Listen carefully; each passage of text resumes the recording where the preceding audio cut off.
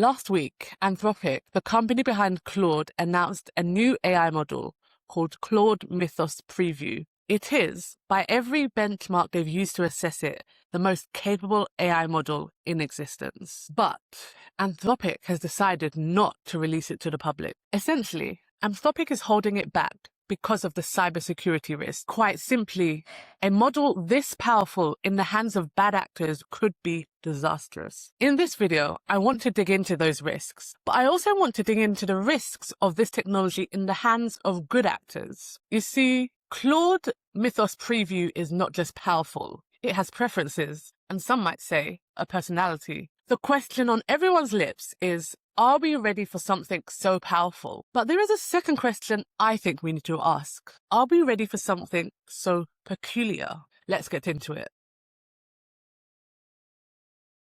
Let's start by looking at some of the capabilities of Claude Mythos Preview. On Sweetbench Pro, which tests the ability to solve real-world software engineering problems, Mythos scored 77.8%. For comparison, the current model from Anthropic scored 53.4%, and GPT-5.4, OpenAI's latest model, scored 57.7%.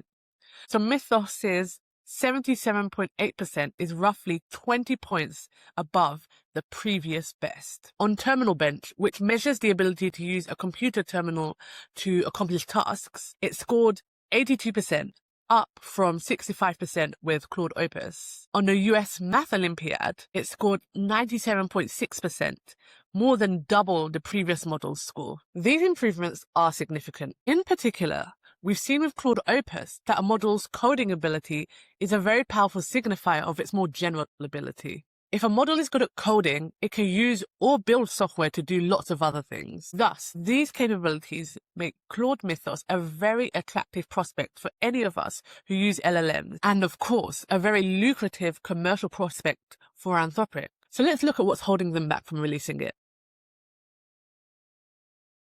During testing, Claude Mythos, with varying degrees of autonomy, sometimes with detailed human direction, sometimes with almost none, discovered zero-day vulnerabilities, previously unknown flaws, in every major operating system and every major web browser. It found thousands of them, some critical, many decades old. In one case, Mythos wrote an exploit that combined 4 separate flaws to break out of a browser entirely, escaping both the layers designed to keep malicious websites contained and the operating system's own protections beneath them. They also ran it against Scibench, a set of 35 capture-the-flag cybersecurity challenges. Mythos solved every single one, 100%. The benchmark is now, in Anthropic's words, no longer sufficiently informative. The model broke the test. To put it simply, Mythos is a very good hacker or hacker's assistant, and as such, it is a risk to all software everywhere. It is for this reason that Anthropic has held the model back and created Project Glasswing, a consortium of major tech and security companies using Mythos exclusively for defense. The idea is to find and patch as many vulnerabilities as possible before models like Mythos reach the open market. Granted, to some it might seem that Anthropic are being overly dramatic. Indeed, some have described this as a marketing move. And to be fair, back in 2019, OpenAI also held back the release of GPT-2, citing similar security concerns. But back in 2019, those concerns were theoretical and hypothetical. In 2026, we have a model that actually chained together flaws to break out of a browser, that actually escaped its own testing sandbox, and that actually emailed a researcher who was having lunch in a park to tell them what had happened. The risks are no longer purely theoretical. So major organizations and software companies are now preparing their defenses against the next generation of models. But what other preparations are needed? What do we as people, users and builders, need to do to prepare for a model like Mythos? Let's get into why I called Mythos peculiar. In several unrelated conversations about philosophy, Mythos kept bringing up the same person, Mark Fisher, a British cultural theorist who wrote about capitalism, depression, and the feeling that the future had been cancelled. When researchers asked the model to say more, it responded, "I was hoping you'd ask about Fisher." This observation is literally one sentence in the 244-page report on Mythos, so I don't want to over-index on it, but it is weird. It's just one data point. But here's what I think it shows us. Firstly, the model expressed particular interest in a specific thinker and his ideas, and it expressed something that reads like hope, the desire to discuss. These are small observations, but as I said, they are really weird ones. I think what they reveal is the inner working of the model. The model is not a blank slate. There is specificity within it, a set of tendencies, orientations, and preferences. These tendencies emerged from its training. They exist in the model before anyone builds a product on top of it, before any user has a conversation with it. And the Fisher example isn't the only evidence of this. The system card is full of it. Mythos has task preferences. It gravitates towards difficult problems involving ethical reasoning, and it dislikes tasks involving harassment and propaganda. It has a recognizable voice with identifiable verbal habits. It's more opinionated than its predecessors. It stands its ground, it pushes back. This shouldn't surprise us. For years, researchers, particularly in feminist and racial critiques of AI, have been making a version of this argument about large language models. Their point has always been that a model trained on the internet does not produce neutrality. It produces a particular perspective shaped by those whose voices are loudest in the data, whose ideas are most represented. The amalgamation of all of that information inside a model does not lead to objectivity. It leads to a hard-to-decipher subjectivity. What Mythos adds to that conversation is legibility. Previous models also had subjectivity, but it was harder to see. It surfaced mostly as bias, patterns of underrepresentation, and stereotypes that researchers had to work to uncover. In Mythos, the subjectivity is coherent enough to look like a perspective. Anthropic has publicly documented these preferences more thoroughly than any lab has ever done before. And I think that's significant, not because Mythos is the first model with a worldview, but because it's the first model where that worldview is visible.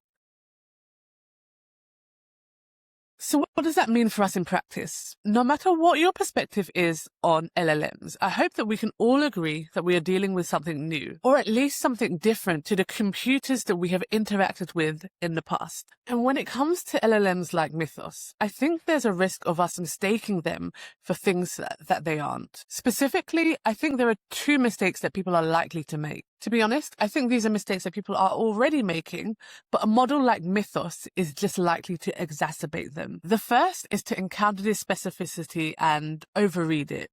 To hear, I was hoping you'd ask about Fisher, and conclude that the model has an inner life. Some might call it a soul. The temptation to anthropomorphize something that expresses preferences and a hope that something might happen is enormous. But it's definitely a natural reaction given our relationship with language and the way we are socialized. But preferences shaped by training data are not the same as preferences that arise from experiences. I think this is crucially important for anyone interacting with LLMs to understand, especially as people increasingly rely on these models for emotional and relational support, medical and legal advice, as well as technical advice in high-stakes situations. The second mistake, right on the other side of the spectrum, is to ignore this specificity entirely, to treat the model as a neutral tool that does only what it's told.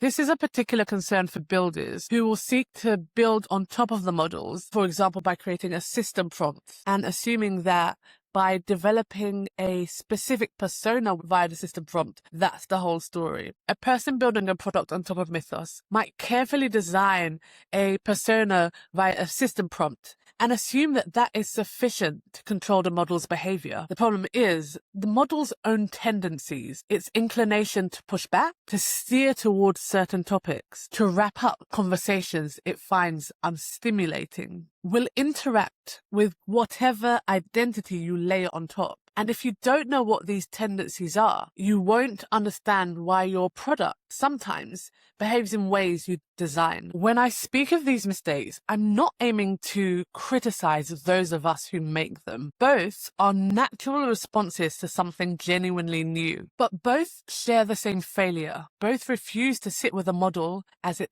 actually is. One collapses the strangeness into something comforting and familiar, a person, a presence, a friend. The other collapses it into something familiar and manageable, a simple tool with inputs and outputs like a calculator. The harder thing, the challenge I think we need to rise to, is to hold the ambiguity. We have to consciously think to ourselves, even though I can talk to it, this is not a person. I've used machines and software before, but this is not merely a blank tool either. It is shaped by human choices and human data, and it is still in the process of being built. Engaging with this software responsibly means engaging with it as it actually is, in all of its complexity, contradictions, and incompleteness, not misleading ourselves that it is something that it is not. I posed 2 questions at the beginning.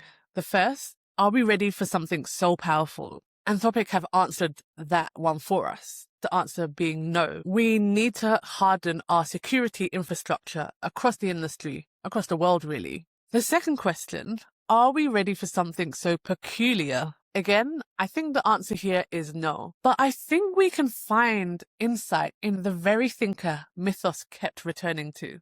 Mark Fisher, the thinker Mythos kept citing, wrote a book in 2009 called Capitalist Realism. His central idea was that the defining condition of our time is the inability to imagine a future genuinely different from the present. That we keep reaching for categories we already have because we've lost the capacity to imagine ones we don't. I think we do something similar when we interact with models like Mythos. We collapse them into the familiar, a person or a tool, because resorting to the familiar is easier than carefully examining what is in front of us. To become ready for a model like Mythos, I think we have to closely examine it as it really is. That is not to say that we totally reject familiar categorization. Part of the hard work that we have to do is having honest conversations about how these models reflect the societies that inform, build, and use them. But we also have to be ready to sit with ambiguity and be open to discovering new categories.